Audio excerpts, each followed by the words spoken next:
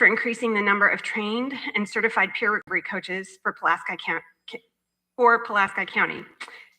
As you can hear, it's been a very productive grant cycle, and the Community Foundation is extremely proud of the collaborative efforts of our community members and our service partners. And these efforts are furthering the work of supporting those in our community who seek long-term recovery.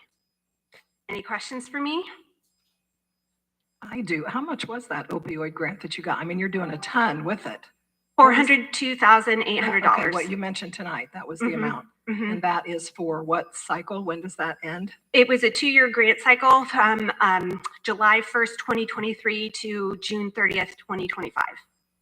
We're closing in on the end of the grant cycle. Okay. Has there been discussion with the 2 positions? What plan is after the grant? So yes, so the community navigator is now a county employee, and the county will pick up funding July 1st, 2025. And the school liaison officer is an employee of the health department and is going to be absorbed into that after the grant ends. Absorbed by the county as well, is Yes. what you're saying. So we have 2 positions. Do you know the amount of those 2 positions? Not offhand. Okay, I'm just curious. Go look. Yeah, it's fine. Thank you. Thank you so much for coming in and giving us an update. We appreciate it. Yes, thank you. Thank you for your service. Did you have not emailed us a copy of everything you've done, have you, with that? No, but I can write this up for you and send it if you wish. I don't want to make it hard, but I would like to just a review. That was a lot. Yep, But, yep. yeah. I will send you a note when I get back to my office. Okay, I appreciate it. Thank you. Thank you so Thank much. you. Mr. Kruger, presentation and road study. Yes, I have United Consulting here to give us their bridge report for this upcoming year, so we'll see if they can sit down here on the end. Very good.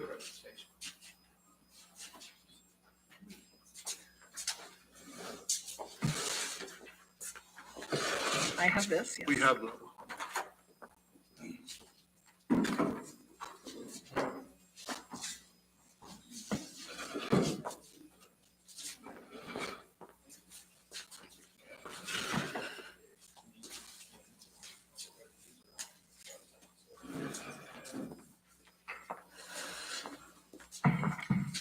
Good morning.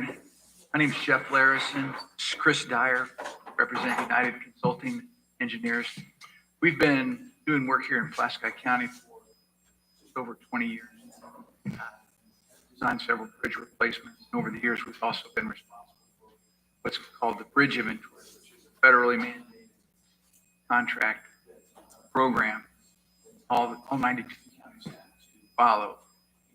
We're just completed a inspection cycle for all the bridges in Pulaski County.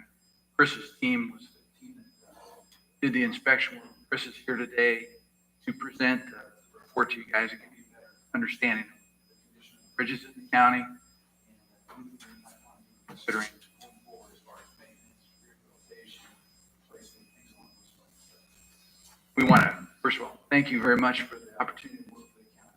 We do appreciate the relationship we have with the Highway Department. With that, I'm going to turn it over to Chris. Well, good morning. As Jeff said, my name is Chris Dyer. I'm a project manager with United Consulting. And I've got 18 years of experience in bridge design and inspection. I've been overseeing this bridge inventory since 2020. As Jeff said, the reason that we do these inspections is a requirement for federal highway that all your bridges get inspected every 2 years. So the 24-month, 2-year frequency is kind of the routine inspection cycle. These contracts are administered by NDOT on 4-year durations. There's a phase 1 and a phase 2, 2-year cycles. This is the phase 1 report, 24 inspections. To emphasize the importance of this program, Federal Highway also reimburses 80% of the cost of this program back to the county for these inspections to help make sure that they're doing that. So the binder you have there is the complete phase 1 report. It has the entirety of our findings from the inspections. It's just the binder there. We've got a copy for you guys and a copy for the highway department. So that has various summary tables that kind of highlight different things that are checked during the bridge inspections. Includes all the individual reports for each bridge in the county, as well as all the additional inspection photos. So the binder is a complete list, but it's not exactly light reading. So we've got the 2-page form in front of you is kind of a summary of the highlights that are in that report and where you can find those. So on that, I'll draw your attention to the 2-page summary. At the top, it kind of restates the importance of federal highway puts on this program and how the program works with the state. In the middle, it kind of lists a few of the highlights within the report and where you can find those. And at the bottom, list the top 5 bridges determined are next on the priority schedule for replacement and the top rehabilitation. So the priority schedule on page 5 is probably the most important piece of that. Very useful in helping the county plan and program for the future. Those bridges that are on that list, just because they're on the replacement list doesn't mean they need replaced now. It's just in order to get them on your radar for replacement, that list goes out 10 years. We use a combination of factors for the condition rating of the bridge, the amount of traffic it carries, the age of the bridge, and the remaining to kind of set that priority. You give a estimated date that it should be replaced by? So we put them in order. And then the dates are kind of just in order. They're not. And there's always some flexibility. Development coming in somewhere that's going to put additional traffic on a bridge, and that would pump that up. Part of the coordination we do with Gary is figuring out what's going on in the county, make sure that the county's preferences.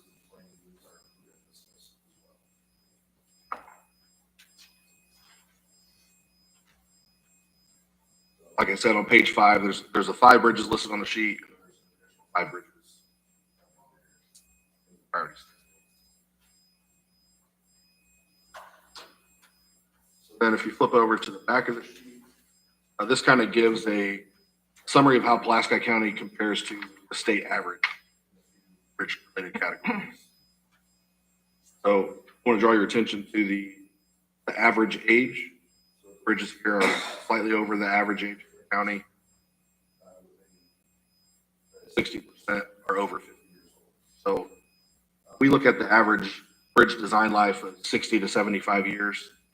It's not set in stone. It doesn't mean if it's 60 years, you need to replace it. It's condition based.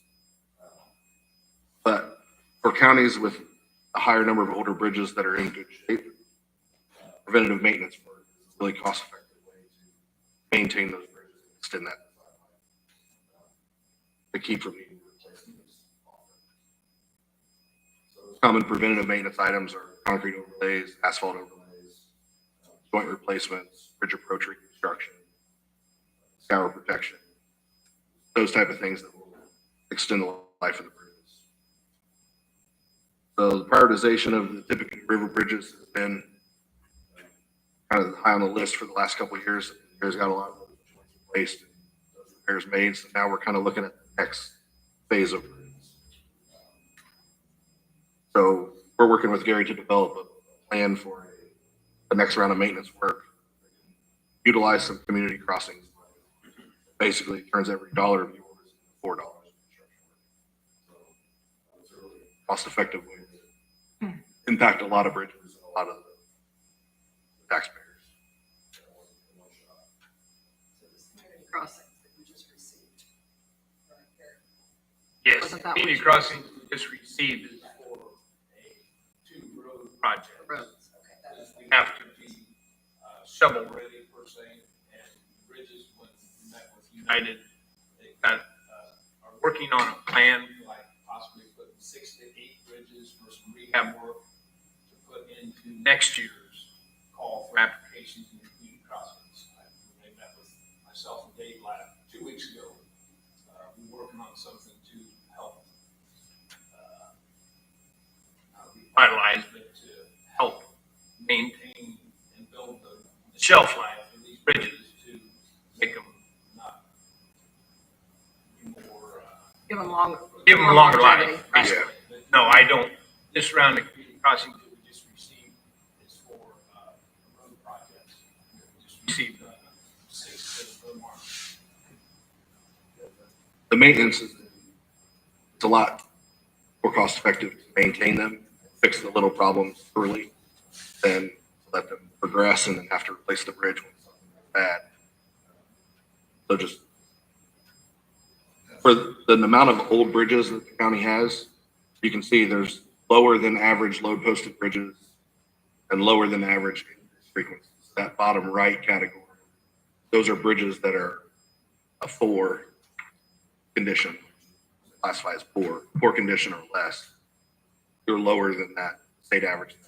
So to have older bridges that you do, but the lower number of bad bridges is just a sign that your bridges are in condition for their age. And would be beneficial to maintain those, extending that service life out.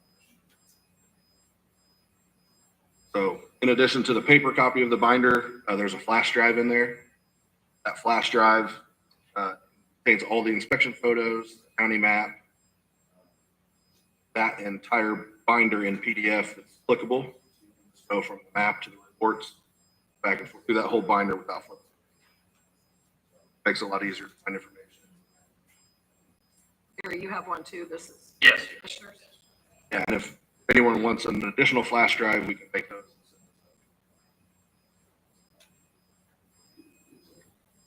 On behalf of United, thank you for selecting us to continue to be your bridge inspection engineers and working. Appreciate it.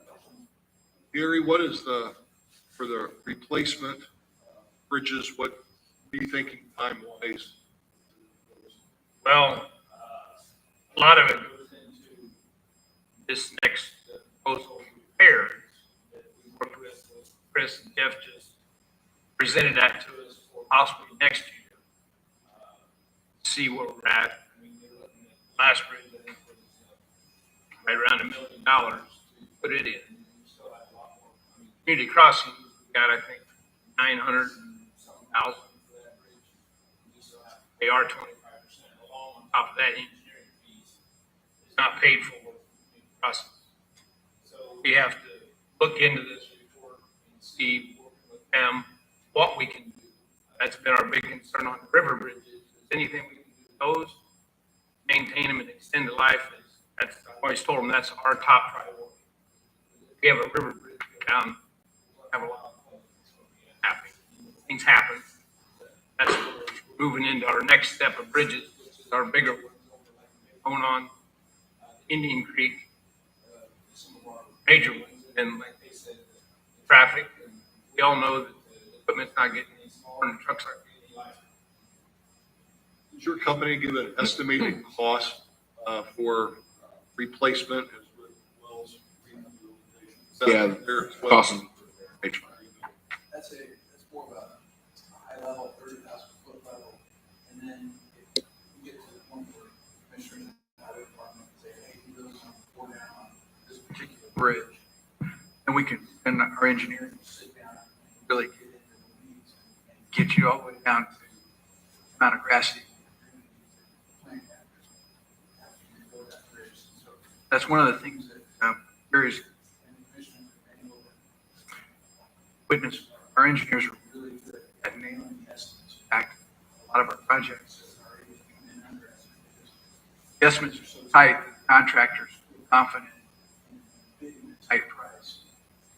That that we're in the county. the company, there's one company In particular, is really done a nice job getting the most high picks up here. Bring them in under budget for you guys. And you can, we have a lot of confidence. in what our engineers are doing as far as putting together estimates and guidance for the highway department. Thank you. The other thing that I had beside the bridges, is I got down on their road study, basically, and I passed out the violence. We met with this company, Dave and I, we've been to like 4 or 5 meetings, doing taser on the AI technology as far as grading roads. We did have one of the other firms in the solar development that gave us a rating to the company, and we didn't feel we quite represented well, so I just looking at some comparisons and possibly looking at maybe moving forth or doing some more. I know he was going to be here today to talk a little bit, that he is signed in White County this morning for this AI, and we're going to learn more tomorrow and Wednesday at road school and talk with the county about how he said he was in my office Thursday. And I think he's at 10 counties already, and he's got 50 towns using this. And basically, the program is basically about $35,000 a year. So I haven't signed any contract, and I was going to have him see about coming to meet with the commissioners and do a presentation, but I wanted to pass out what I got. Very beneficial. I think I had talked, when we had the one meeting that we had, that this is something that I think the county can be very beneficial to have with the solar projects that we do have up and coming. Thank you, Gary. Appreciate that. Thank you, Joe. Thank you.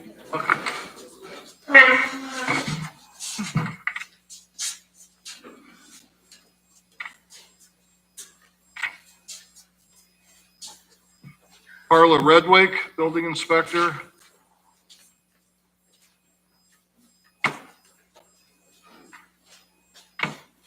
Good morning. You were given a list of names in regards to appointees for the Board of Zoning as well as the A.P.C. And for the rules of procedure for the B.Z.A., you shall appoint one qualified citizen to serve as an alternate for one of the commissioner-appointed citizen members of the board. So then if you wanted to consider those names now, then I can read based on my language I had received from Indiana Code and Rules of Procedure for A.P.C. next. Carla, I'm sorry. Last time you came to us, you didn't talk about B.Z.A, correct? Right, I did not. We were reviewing more Board of Zoning as well also, and realized that you had the opportunity to have an alternate chosen also. And after our last meeting, we did have several people come to us and come to the office in regards to interest to be considered for alternates or sitting on either board. Carla, I have a question. Sometime last year, and maybe I'm confusing it, but you approved, I believe, Jamie Murray for a position on the B.Z.A, correct? What happened? So no, it wasn't a seat, it was just an alternate seat. Right. So I'm wanting to have the board have it approved by the Board of Commissioners also. So language has changed a bit in Indiana Code, and I don't have an attorney to verify the legality of it. Okay. So not having my law degree and wanting to make sure whenever the boards will vote on somebody that I would ask that you also give an approval as a board for those people. Okay. But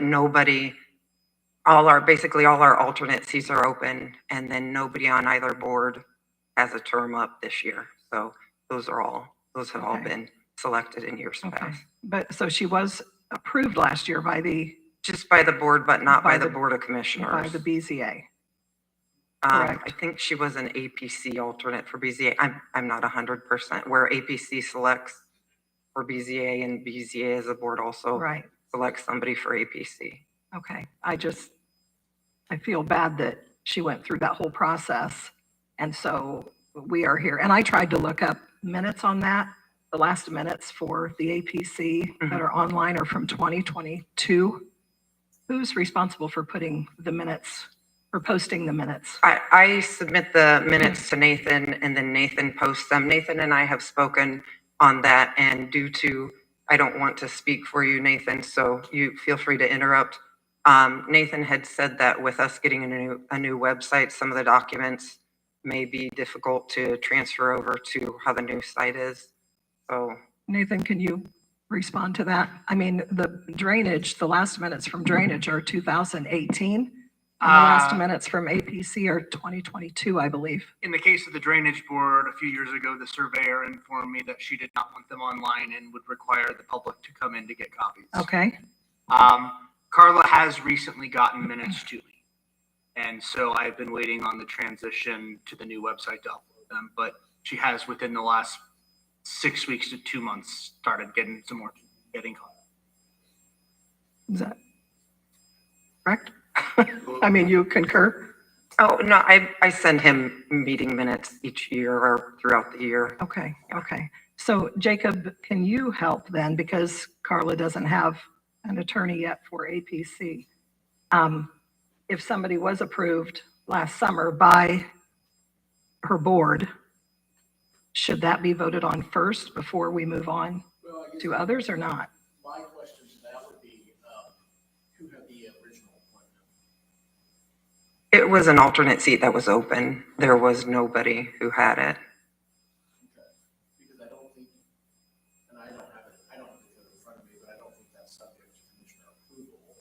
If it's an alternate that the A.P.C chooses, because I had a chance to look into that over the weekend. Unless there's another board that is, gets the appointment. This is part of the problem that I've kind of relayed to the three of you is that by the A.P.C not having an attorney, the county attorney ends up kind of as a default A.P.C attorney. So I would recommend that get remedied at some point. Okay. So because the A.P.C has had very few meetings, I mean, the last one was, well, outside of the one you just had. The last meeting was July. Was that the meeting, do you recall, where Jamie was approved? I have all my minutes. I can look back. I honestly don't want to say if that's right or Sure, not. I understand. But I kind, The name of the individual that you're talking about. Jamie Murray. Right, and like I say, I tried to go back so that I was knowledgeable and up to date, but the minutes aren't there, so I don't know that, I feel like that should be addressed first before proceeding. Advice? I mean, I guess my initial thought is that I wasn't there for the meeting, but if you voted on and approved, I don't know what else would need to be done at that point. But that's why I asked about who actually had the appointment, if it was Right. council, if it was a commissioner appointment, because normally the commissioners do not have to approve appointments from other boards to have a representative. Mhm. So if it's not a commissioner appointee, then I don't see why you would need to approve it. It was an A.P.C board vote. I just had people question me last year about it, and I said the board voted, and then I was questioned that the commissioners were to approve the board's approval. Okay, so Jacob, where, does that mean Jamie is a B.Z.A. alternate, or what do you want to do? There is a statute on the issue of alternates. I don't have it in front of me, but I can look at that today and circulate an email if that's the issue. Appreciate you looking that up. Dealing with this period of time, I thought the ones the commissioners approved were only the ones the commissioner appointed. But yes, And we wouldn't approve the other. Correct. yes, Right. that's, so, I mean, if you think about it, like, kind of the way that the statute's written is, it's supposed to be a kind of a checks and balance system, so it kind of defeats the purpose if another board can make that selection, and then the commissioners can come in and say, well, no, So, oh, I'm sorry, I was going to say, so if you felt more comfortable for the B.Z.A portion, for me to get you the minutes, and then I can reference the Indiana code that I feel reads that it's altered versus our rules of procedure that we have for it. And, okay, When's your next B.Z.A? 31st, March 31st, Your A.P.C is all. correct. They're always, B.Z.A's at 6 p.m. and A.P.C's at 7. Yes. Thank you, Carla. So then, And then with your attorney issue, Jacob was researching some different attorneys. yes, Experience, possibilities for you to contact those people. We know that you reached out to a lot of people. absolutely, yes. Okay. So are you also choosing to abstain from picking A.P.C alternates? Well, I want to hang on let me hang on just a minute and back up to Don's comment. So Jacob, this is a question for you again. Does the county council determine, or can they deny someone that they've requested and voted on for an attorney? A.P.C did vote for Jacob. Right, and So the council can't say no to the A.P.C's choice of attorney, but the council can say, we're not providing funding for it. So okay, that kind of creates the issue. correct, and You know, it's almost like a filibuster. I agree that it's like a filibuster. So if the county council cannot deny the attorney that A.P.C has voted on, do we need to back up? I mean, now I'm hearing she can go look for other attorneys, but is that what we should be doing if we're following rules and procedures? Well, and I don't know any legal mechanism that the commissioners can force the council to approve the funding. I mean, they control the purse strings, so if they say no, then I agree that the A.P.C has made the appointment, but ultimately, I think if I read correctly, it's $1,000 budget for. Yeah. Now, the other realm that you could do is if the $1,000 was used as a retainer for an attorney to do work. And one thing I'm not familiar with is just the scope of work, because of the fact that if you don't meet on a super regular basis, it's not going to be probably a substantial legal bill, but you could always have the attorney submit a claim for work performed by the A.P.C. through the claims process for that, rather than getting a larger retainer up front, subject to council approval. Okay, I'm a little confused because the reason for denying, the reason it was not approved was because they had selected you, and one of the council members said, I think you need to look for somebody else. It had nothing to do with money. So I'm a little uncomfortable that council can make that decision, and that decision to find another attorney stands when that is not under their authority. I mean, They do have the authority to approve, deny additional appropriations. I understand, but that was not the reason that they denied the appropriations. The initial reason was, we want you to find a different attorney. Council does not have the authority, correct me if I'm wrong, they don't have the authority to decide who the attorney for the A.P.C is if the A.P.C has voted as a board to hire an attorney. Why are we jumping over that? I don't believe you are not incorrect in your understanding. I think it's just the practicality of if they don't approve the funding, I don't think that the A.P.C or the commissioners can compel them to do so. And I understand what the concern is. I think the concern is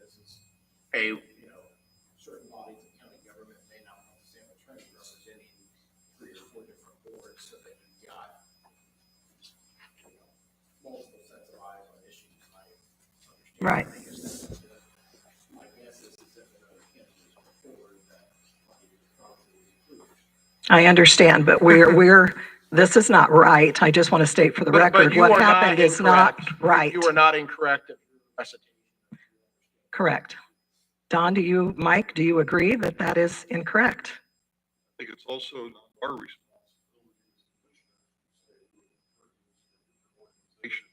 I think that goes into a bigger conversation. Wishes to have it. I think it would be wise for our county to investigate in the future. This next option would be have an attorney to represent all of county government, separate, different. I think that's a conversation that should take place, not today. I think that would be a joint session later on, but and some county governments have done this. They have one attorney represent everyone, so everyone's on the, I'll say, same page and moving. It streamlines things, I believe. Some governments, some county governments have that, others do not. We've always functioned with the idea of having a separate attorney for different groups. I personally believe that in the long run, we might be better off having an attorney represent all groups. We might be able to streamline. But going with that, I think there's additional expense with that. And I think that's something that have to be looked at as. Thank you. I understand that. I just, we're still avoiding what the true issue was. And so I will just go on record for saying it was done improperly, and it looks like the council will get away with doing something improperly that they did not have the authority to do. So I'll leave it at that. Back to A.P.C. So you've given us some alternates for A.P.C. Correct. And per the way rules of procedure read, as we've emailed, you have the opportunity to select 2 alternates of, well, for how our board is Republican, because we have more Republicans and 1 Democrat. And as you can see from the list, we did not have any Democrat candidates come with interest to be alternates.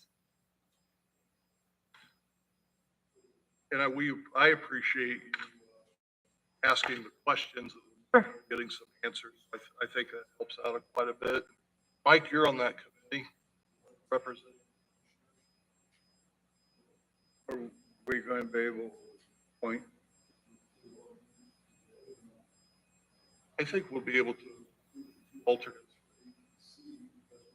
Came to us. We'll hold off on the B.Z.A.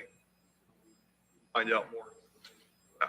Can we make sure that we have all of the names, because they kind of came in a couple different groups. So do you want to name the people, or can we do that? Or do you want to come up and check my list to make sure I've got all the people that were recommended or that were interested in A.P.C?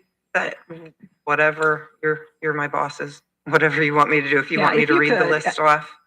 Are we okay with that? I'll recommend 2 people first. I would like to hear the list first. So this is what was emailed. Now, there was not a name that you were originally given, because she had messaged me back and said that her schedule she couldn't commit to it. So I had gotten an email from Kathy Fritz. So we have Daryl Goodman, John Williams, Rhonda Sabatine, Jason Potoff, and Scott Becker. Okay, thank you. Those were the names I had as well. Yes. I recommend Scott Becker and Jason Potoff. I'm going to have to chime in. Jason is not eligible to serve because he is already serving on the Industrial Park Board. He would have to, I know he's only an alternate, but I assume that the Luke Gerdolphin position, if ever he actually filled in, so he'd either have to resign from the Industrial Park Board or be pulled from this consideration. I would. He wasn't aware. Yeah, I wasn't either. Conversation with him about that, or did he bring? No, well, the other ones I have spoken to, verification for other boards, but not Jason. Okay. I'll recommend Jason Williams and Scott Becker. I'd like to have discussion. I'll second that. I will have discussion. Madam, Yes, I make a motion for discussion. Thank you. I do have concerns. The county has had multiple conflicts of interest, and I am concerned with Scott Becker because he does have an indirect conflict of interest with commercial solar, as his father has ground in the projects, and I know a lot of the issues that are going to, well, that have been and will continue to be brought to the A.P.C. will be solar, battery energy storage, and for that reason, I don't feel he would be the best representative of all that we have. We have several on here with no conflicts of interest. So, to the benefit of the county and future problems, I think it would be better to go with one of the others. Any other comment? Do you agree that we have a conflict here?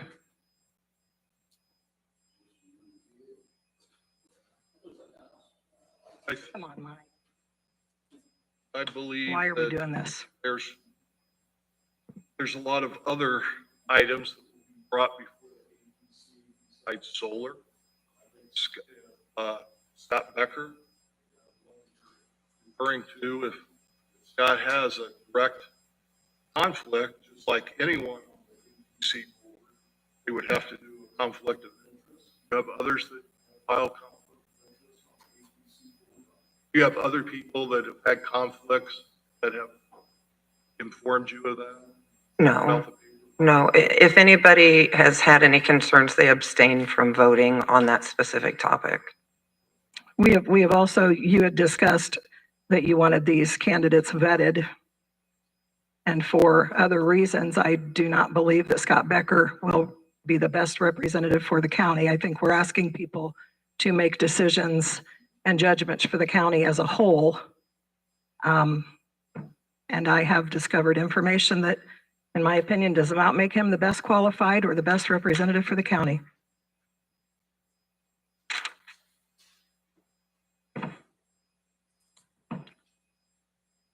Your objection is noted. We have a recommendation. If second, Scott Becker and John Williams for the A.P.C alternates. Those in favor say aye. Aye. Those opposed, same sign. Aye. Hold off on. I'll get the minutes and the Indiana code language to all of you. Yeah, send it. Okay. Thank you, Thank Carla. you. Appreciate that. Yeah. Nathan. Good morning, everybody. I have some courthouse project reports for you, starting with finances. Our owner's contingency's current balance is $169,108.64. Ton and Blank will be covering the costs of the sidewalk out of their construction contingency, so we will not need to deduct that from ours, and it will save us the design fee markup that comes with a change order. On the matter of change orders, last week I signed off on the carpet underlayment change order that the board had pre-approved. It came in a little over $27,000, about $2,700 less than originally expected. I have one change order for your consideration today, number 68, in the amount of $15,518.88 plus $1,446.09 in design fees. This is for the completion of gutter repairs beyond what was covered by the allowance in the roofer's budget. Once the roofing subcontractor hit the limit, they worked with our engineer at RC to assess the remaining issues. The total cost could have been close to $25,000, but they divided the remaining repairs between substantive issues and those cosmetic in nature. And at this time, we're only seeking to move forward with the former. This was not part of the forecast for forthcoming change orders that I shared a few weeks ago, but because a couple of those, such as the underlayment, came in lower than expected, our contingency won't feel the full brunt of the additional costs relative to what we would have thought. Any questions?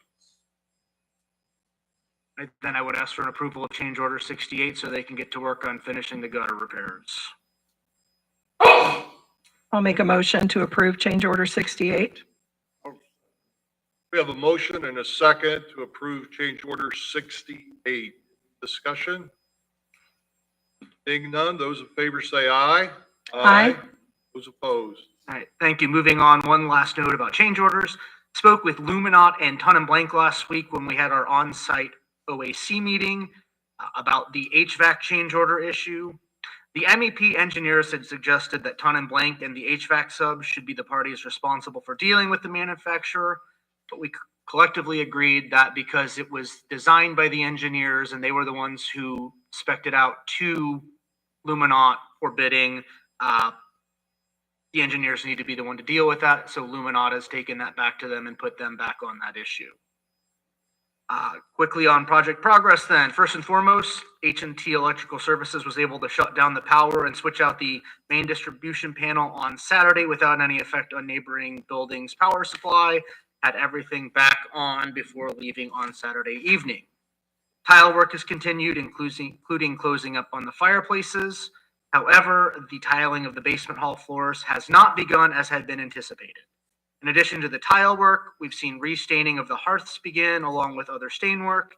2 of the 3 service window counters have been stained, installed, and topped with counters, and more new doors are being stained as well.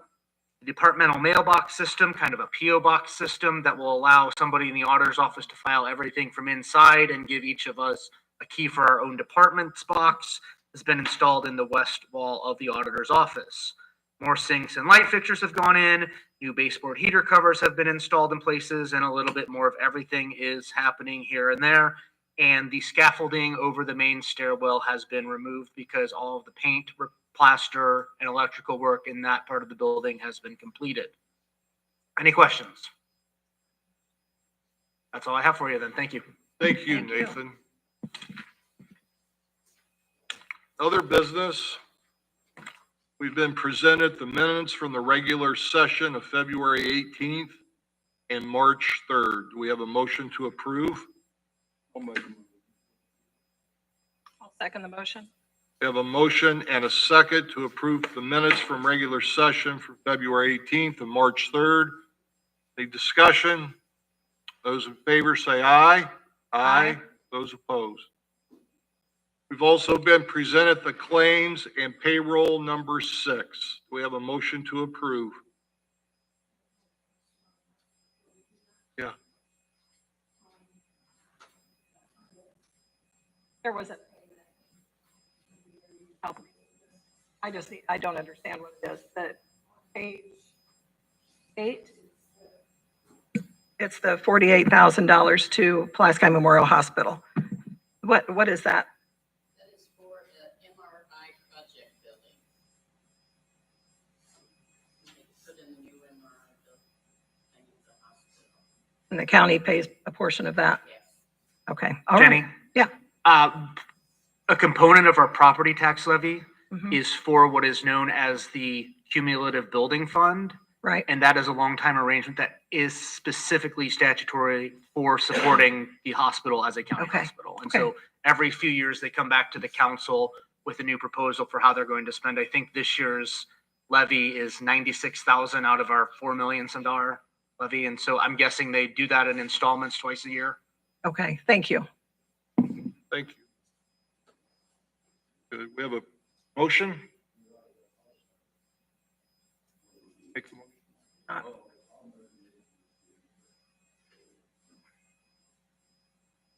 Claims and payroll you're doing? Okay. I'll second the motion. We have a motion and a second to approve the claims and payroll number 6.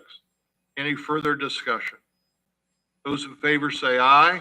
Aye. Those opposed?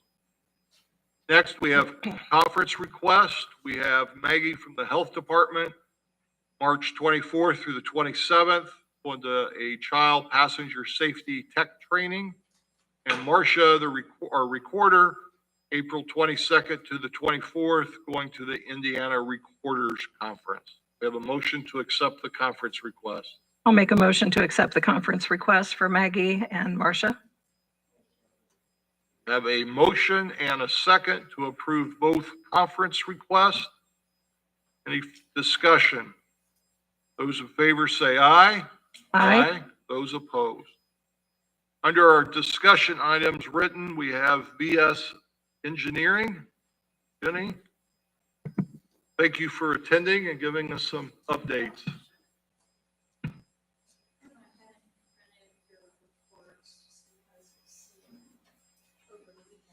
Thank you.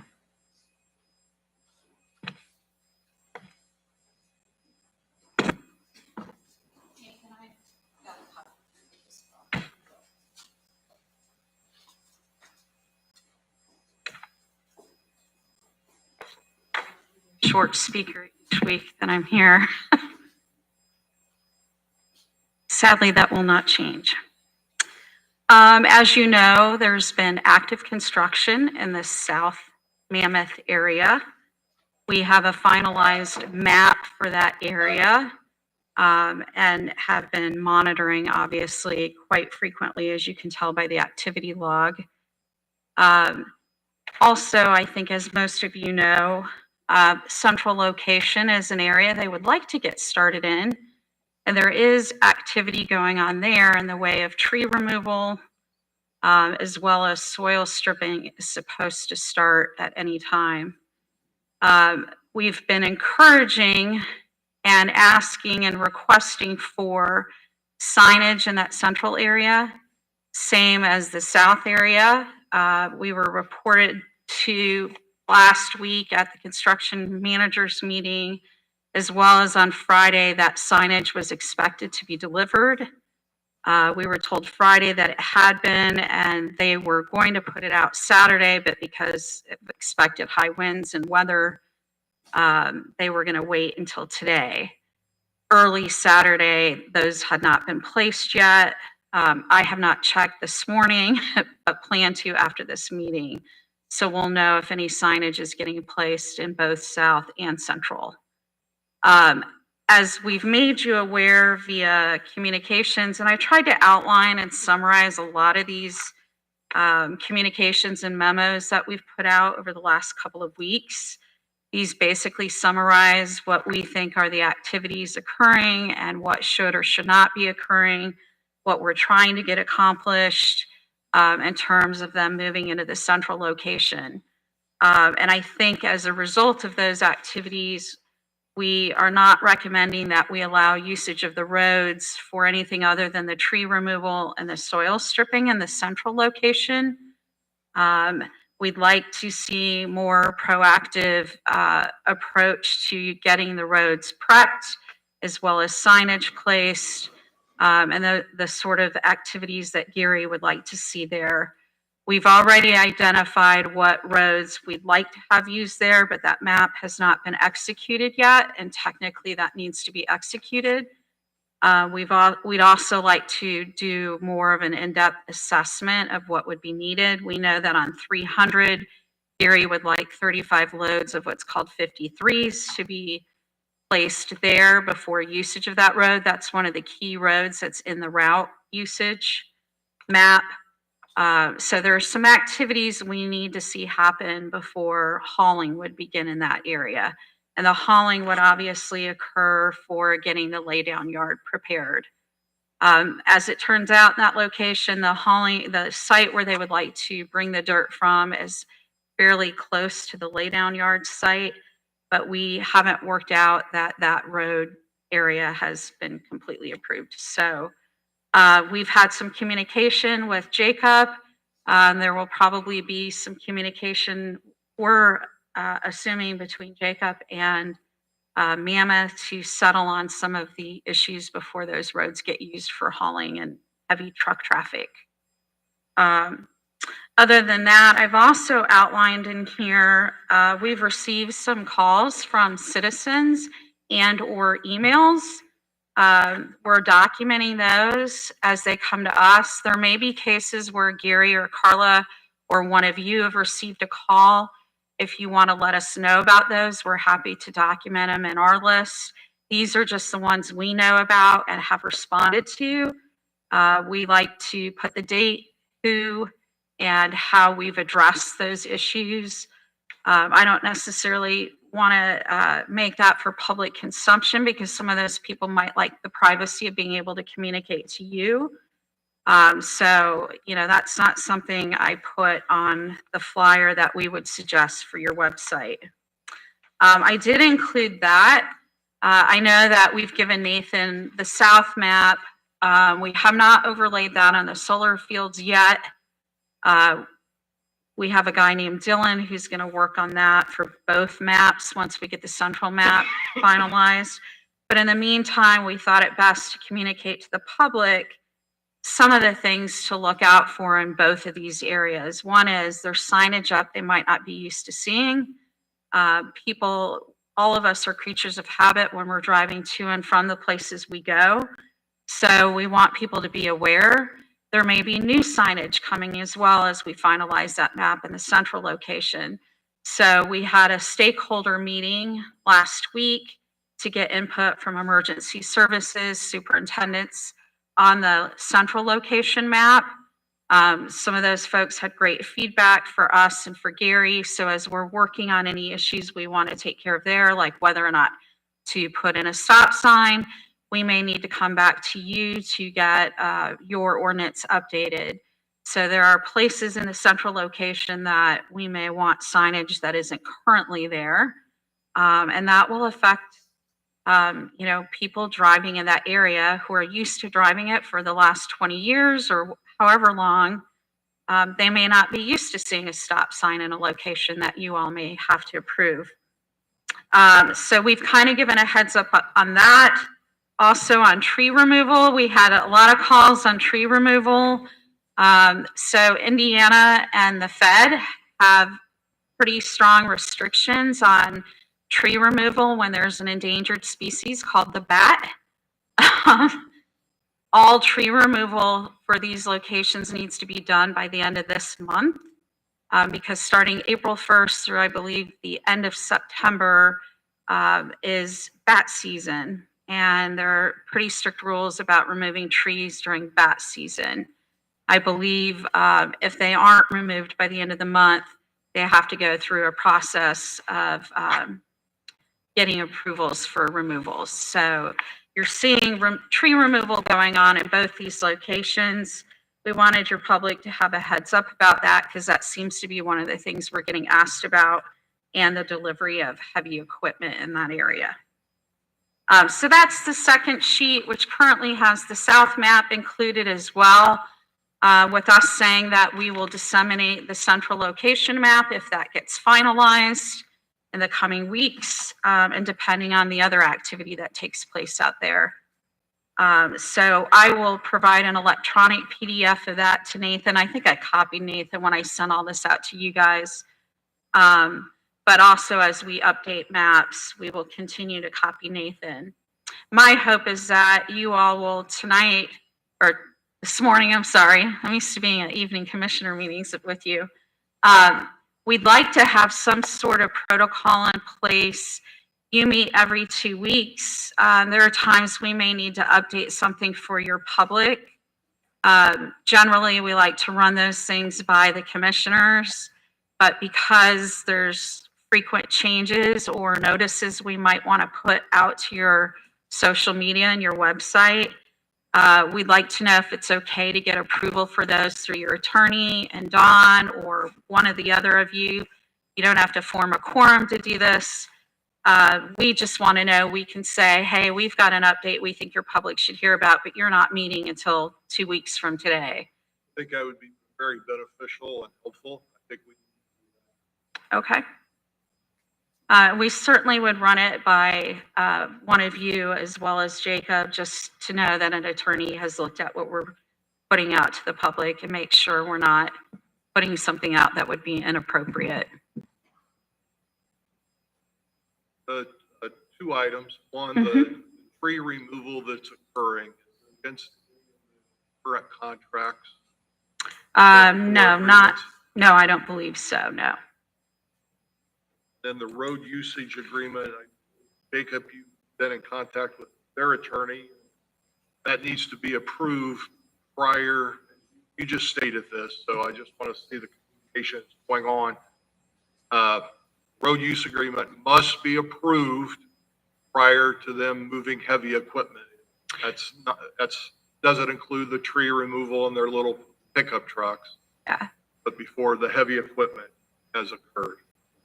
So if this road usage agreement is not in place, they do not start, correct? Yeah, there's certain appendix elements to that road usage agreement that have to be complete, like the map. And so they need Gary's approval to execute that map, and for us to say, yes, it's okay for you to be on these roads. It will also allow us to put up trail cams on the roads that can't be used, which we plan on starting in South this week. Our new person has started, and he's going to be in charge of putting those in place. You do have some ordinances about where things can be hung. So for example, NIPSCO doesn't want things hung on their poles. So we'll have to work with Gary to figure out where we could potentially put some of those, so that we're following your ordinance. Otherwise, we'd want to come back and get your permission to do things that your ordinance may not allow. Sorry. Yes. Jenny, was the road use agreement done prior to Mammoth South beginning? I think you had signed agreements long ago, but as construction activities get started, those maps, those appendix elements that were likely missing when they first signed these agreements, those still have to be executed. So those are currently still not in there? Right. For central location, we don't have an executed agreed on map, at least from our perspective, that is. But on South, was that executed prior to them beginning the South project? I Those don't maps. believe so. Yeah, I think just since we've come along, Okay. we've got an approved map Okay. there. So I'm going to ask Jacob, this might be for you. Why would permits be issued prior to that being finalized? Isn't that something, Carla, you may be able to answer that too. You don't have to if you don't want to, but in order for a permit to be issued, there's a checklist, and all of those things are supposed to be checked off of that checklist. Correct? There are some sections in the ordinance that reads that they have to have specific items completed before the start of construction. And were all those items completed before the start of construction? In regards to the mapping, I know there was a lot of conversation back and forth, and B.S. has been involved in a lot of that. So in my understanding, if the map keeps being reviewed, it's not been executed. I don't know the exact date that it was. Okay. Jenny, can I ask questions about, and the reason I'm asking is because, obviously the county was not really prepared. I think that's obvious from all the meetings and all that prior to Mammoth starting. So I'm going to jump into just for a moment and ask if either you or Jacob has had time to review the decommissioning agreement. Have you had a chance to read through the decommissioning? I read all of your agreements about 4 months ago. Okay. Decommissioning, I'm not nearly as familiar with as your road usage agreement. Okay. Jacob? I also have had a chance. Okay. In the, and I'm, the only signatures on that decommissioning agreement are Carla and the attorney, I believe, for Mammoth Solar, Chris Shellman. Does that sound correct? Would a decommissioning agreement, Jacob, this I guess is for you as well, would that need to be signed by commissioners, or is it effective with only building inspector and, and I believe Kevin Tankersley was on it also? I'd have to look back at. I know Okay. that they can give, because you are the contracting body, there has to be overall approval So that would, by the commissioner authorize the building inspector to sign as an agent. But there would need to be at least minutes or something from you showing that it was approved. I don't know. right. Yeah, okay. Thank you. And then, just so you know, Kevin Tankersley is still the one on that decommissioning agreement, so that needs to be changed so that you're on that. I mean, Yeah, correct? You would need to be the If there was a acting. future one, I mean, I don't think it would not invalidate. Right. Was the county, Sure. but moving forward. Yeah. Okay. Just so you know, you're still, when I went through those. Okay. Who would be responsible for the bond on decommissioning? I would assume that the company that has to do the bond, which would be in this case, I believe Mammoth, could be their developer. Okay. I don't know. You're not sure? Okay. And the And reason I think there are probably multiple bonds involved in this project, and- including your surety bond. I was going to say from my review of it, but my memory was that there were several bonds and several, for whatever reason, I don't know. Yes. There were several bonds. Right. I've got 3 here. My concern, and this is just something for you to look at soon, very soon. I have the estimated cost from, I can't remember what company did this. Anyway, I have estimated cost for the decommissioning for Mammoth Central 2, and Mammoth South. Now, here's my first concern is, I don't know what Mammoth Central 2 is. I'm having a hard time matching up maps and titles. So that's number one. But my second concern is, and I don't understand bonds. I called 2 people who I thought would be knowledgeable of this, and they couldn't really answer it. But the estimates from these 3 decommissioning areas total $64,206,992. That's effective today. If you were to decommission Mammoth Central, Central 2, South today, $64 million to do that based on 2024 figures.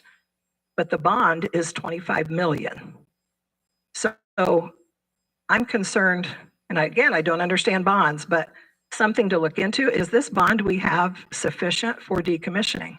I think your surety bond is related to your roads, so that you can draw on those funds if you have to do road repair.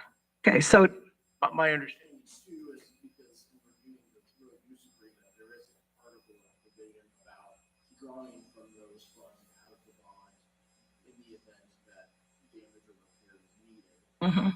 At the county's discretion. Okay, so do we have a decommissioning bond for the Well, decommissioning of the whole project? I mean, that's what this says. This has a breakdown of everything. The Yeah, and demolition, fencing, I foundation, think at all one that. stage, Mammoth wanted to deposit funds that would be accessible to the county.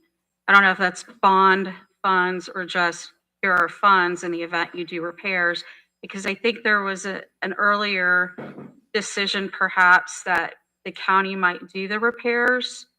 But at this stage, they do not want to do that. So I think they were going to deposit so that that could be done. Now we're waiting for them to sign an agreement with a third party. Sure. That's been recommended from Gary to them, if this is who we like to use for repairs, but that has not been signed yet. Yeah, but, and I understand that, and I'm following that. But as far as the decommissioning for the entire project, do we have no bond for that yet?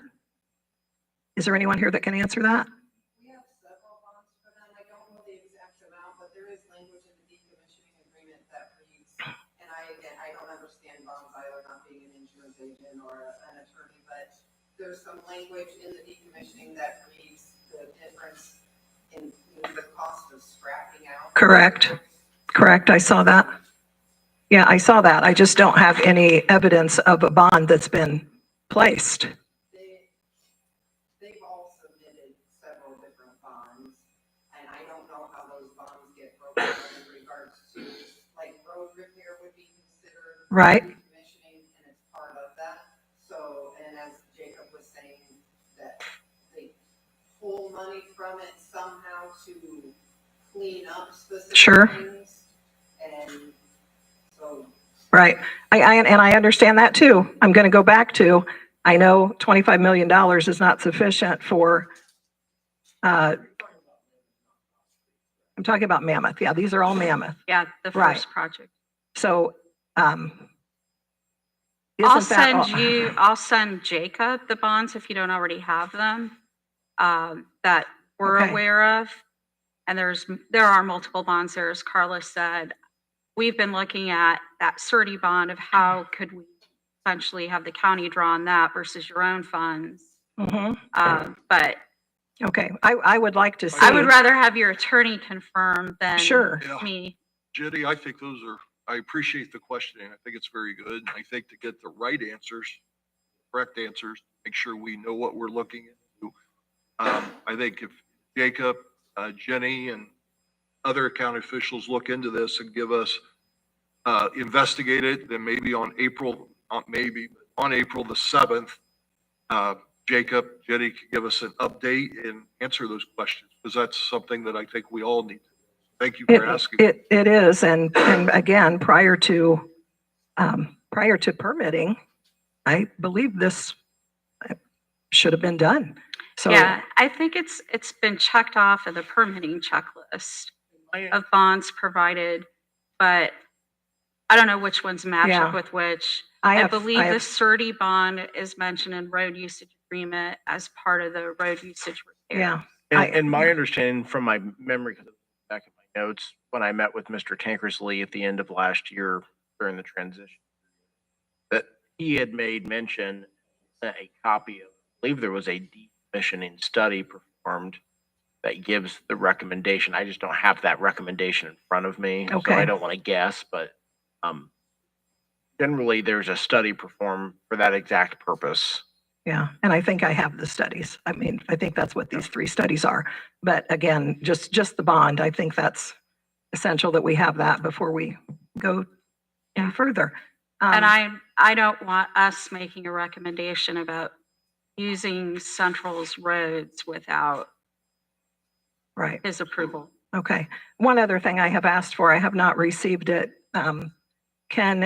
And Carla, this may be you, can we get, I mean, I'm sure the other 2 commissioners would appreciate having it too, all of the parcels that are attached to each one of these, because like I say, I'm not sure what Mammoth Central 2 even is that, I don't know what it is. I'm reading these documents and I can't match anything up.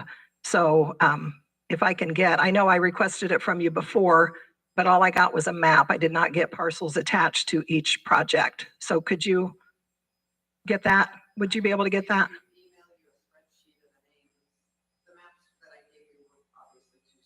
Yeah, I couldn't see anything with the parcels attached. I would also assume, have you all recorded these at the assessor's office? That's another question I have. My question's for Mammoth, and I'm not sure if we have a Mammoth representative, but have all of these leases been recorded? Indiana code says they must be recorded within 45 days. And I believe that there are numerous leases that are way beyond 45 days, probably into 1 to 2 years. So my question, I guess, I'm going to pose to Mammoth Solar, if maybe Jenny, since you're a liaison, you can ask, are all of those, I know they're not. I know they're not all recorded. So in order for the county to be able to manage these projects, we've got to have access and we've got to have up-to-date information on records and parcels and Yeah, I would say at least a database or a list, Excel spreadsheet. Right. Thank you. Okay, let me just make sure, because I know I take time, but this is the only place I can ask these questions, I guess. Let me see. You were overlay solar. Yeah, we can do that for South and Central Location 1. We haven't started on a map for Central Location 2 yet. Okay. This would be between you and Carla probably. The permit for February 2025, is that all the projects, all it says is Mammoth. Are they all under one permit now? Or are they still under separate permits? What is the February 2025 permit tied to? That's the 685 acres. Which we are calling what? Part of the South project. So the February 2025 permit is just the 685 acres in the South project, correct? Okay. Okay. Hold on. I did a lot of work. Yes. Let's see if there's anything else I had. Once you Before get we through move. that rather lengthy progress report as well, right now I'm keeping all the activities on there. Mm-hmm. And we'll probably do that going forward for a while. Usually we separate out each report so you don't have the Right. backlog to read through. So I did add a little heading where the past few weeks Yeah, I have been, appreciate so you can that. distinguish it from the original report that you received. Thank I you. just don't want to delete anything right now. Right, right. The only other thing I had was a risk assessment. I know that's never been done for all of these projects, and because Pulaski County has, I don't know, second to the highest number of recorded acres maybe in the state, a risk assessment was never done by a risk management company. We have an impact study, economic impact study, but we have no risk assessment study. So I would really like for us as commissioners to look into that, and Jenny, you might be able to guide us on, who's done that, but I think we really need to do that at this point. You could do an asset management assessment as well. So the same way that those companies have had to video, pays a rate. I think Gary wanting to purchase that Pazer rating machine is a great start. Mhm. But you can also do an asset assessment of everything you own in these areas, what condition they're in, what Okay. condition they will be in. Most companies will video that route, all the different routes that are being used, so you know what's on it, what you own. There has been a culvert assessment. I think Carla has some of that documentation. We've received some of that documentation as well. Okay. Risk assessment, similar, but Right. I can look into that Yeah. for you. Thank you. Last thing, liability for the county. It says that the county may be added in the liability paperwork. I think Pulaski County needs to be added. It says may, so that's something you may want to look into. It's under liability, Jacob, I know, and I just remembered that. So thank you. I had a lot of questions, but Sure.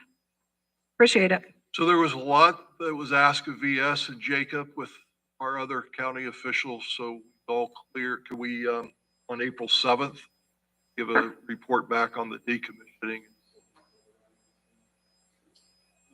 Yes, I guess I did want to have one discussion, and maybe you're kind of, I've been in contact with Tim regarding issuing a formal notice of breach notice.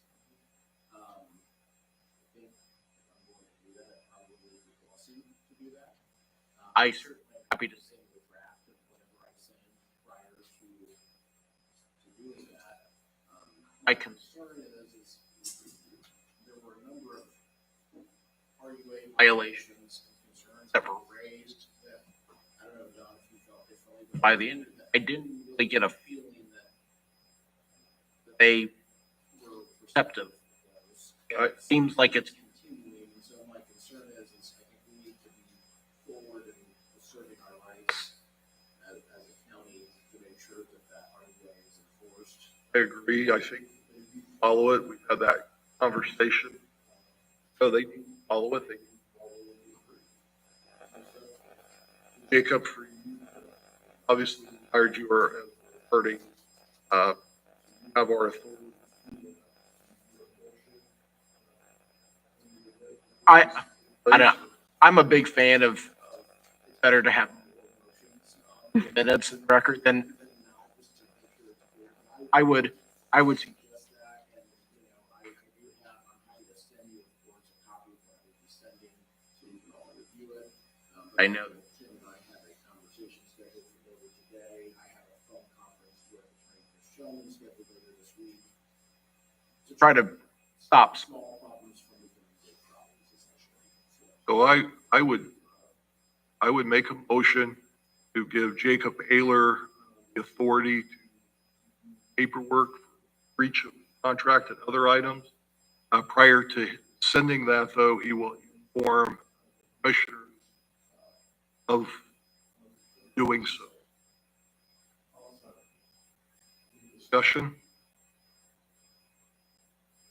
Those in favor say aye. Aye. Those opposed? Jacob, I'm sure Tim will be in touch on some of the issues discussed with you. We would just like to see some commitment out of that as well, so we know what they're willing to do and not do. You know, I think sometimes attorneys use arbitrary timelines to make demands. I would welcome B.S. And the highway department's kind of input on what is a reasonable amount of time before I make a demand. Because I don't want to create a timeline that either the county or they can't possibly go up to. So I'll consult with all of you before I put that. Right. Sounds like a plan. All right, finally, we will be at road school later this week, as will Gary be. So we will have Amber and Joseph doing site monitoring. Thank you. Thank you. Thank you, Jenny. And along these lines, Gary and the highway department, we appreciate the work that you're putting into this as well. And the patchwork you've done out on the south part. So thank you, Gary, for that. Some other items under discussion I wrote down to make the commissioners aware, as well as others, are the Pulaski County Hospital has said that they would pay for a consultant to look at our EMS to help us become a little bit more efficient. So they are starting that process as well. And then we're following the General Assembly. Senate Bill 1 is still, which is dealing with the state budget, but there's some items in there to limit $3 per $100 assessed valuation, which they're forecasting will have a negative impact upon all local government units. So I think that's something that we need to keep an eye on, because I think we all want to be cautious of our tax dollars, but if things are extremely being limited, there's going to have to be cutbacks, and there's going to have to be decisions that we make and what we're going to cut back on the future. So I think that's something we'll have to continue to keep an eye on. Okay, at this time, we will have an opportunity for public comment. If anyone would like to come forward, speak your name, where your residence is, and we ask that you limit your comments to 2 minutes. Don, before we do that, one thing that I had circulated, I just want to make sure that all of you had a chance to review the ordinance I had sent about fines and violations for being off route on the RUA. I did leave blank. One suggestion I would have, and I know Benton County and Jasper County, they've done this, where there's an initial fine for violating, that fine escalates over time. I'm not saying you need to, well, first of all, you can't vote on it today anyways. There's a penalty and there's advertisement requirements. I just want to make sure you add it. And then if people have questions, then I'm happy to use that as a draft, but I wanted to make sure. I have reviewed it. Thank you for doing that. And I did comment that I believe that the fine needs to increase over time. There was also a question of, and this was answered earlier, or brought up earlier, having two fines, one from the county and one through VS for the county. Is that acceptable? And so, yes, the issue is the ordinance really being put in place to give the county sheriff the authority to write citations for that. But it's under the same terms. I do believe that the fines in the ordinance would need to match if there is a fine in the RUA to make sure. But the company would not be fined twice, but other authorities ordinance is simply a enforcement mechanism, for the sheriff to be able to write a citation for violation. So if the county police see it, it gives them the authority to do that. Correct. All right, and then if BS sees it, they can do it as well, but it would only be one. Yeah, so the intent is not that the county would get to hit twice for one violation. It just gives us an extra set of eyes. Right, what I'm saying is if there's one violation, of being off route, the intent would be is that the sheriff's department would write a citation if they saw it, or VS, but not $1,000 each. Should be one fine of $1,000 for that violation. Bert?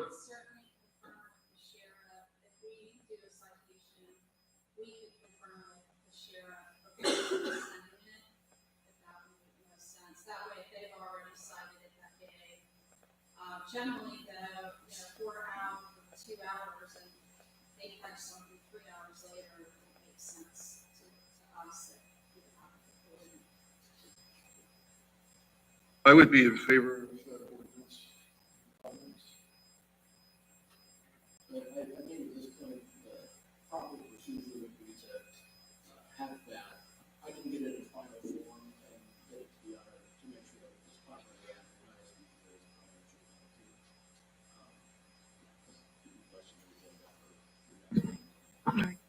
These violations, though, I mean, if Sheriff Schramm writes a citation for somebody, that's going to go to the trucker.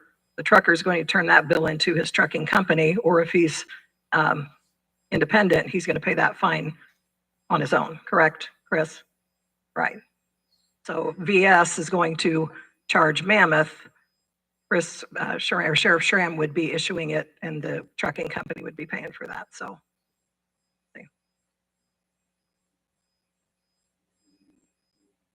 No, he'll bring that back to us.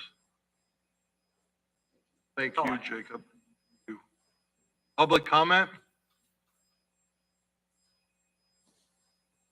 Okay, being none, we'll make a motion.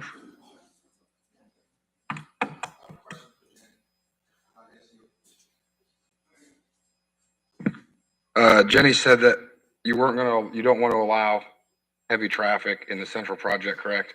Until road use agreements are agreed upon. Hauling traffic. So I'm curious, at least down by me, we're not using wheelbarrows and shovels to move dirt. So are they allowed to move heavy equipment in? They're just not allowed to use dump trucks on the road?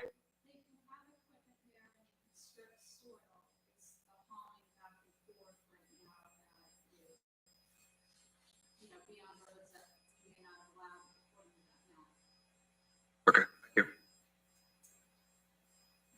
Anyone else?